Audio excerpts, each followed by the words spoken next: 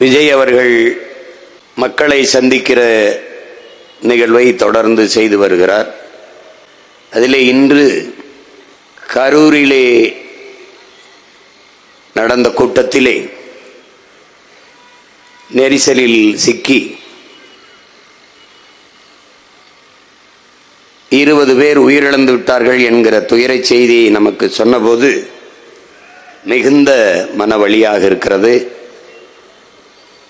அதிலே உயிரிழந்த நமது அன்பு பிள்ளைகள், உறவுகள் எல்லோருக்கும் நம்முடைய கண்ணீர் வணக்கத்தை செலுத்துவோம்.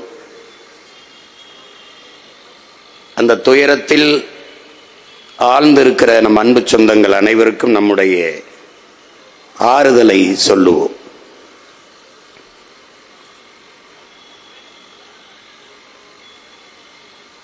வரலாற்றில்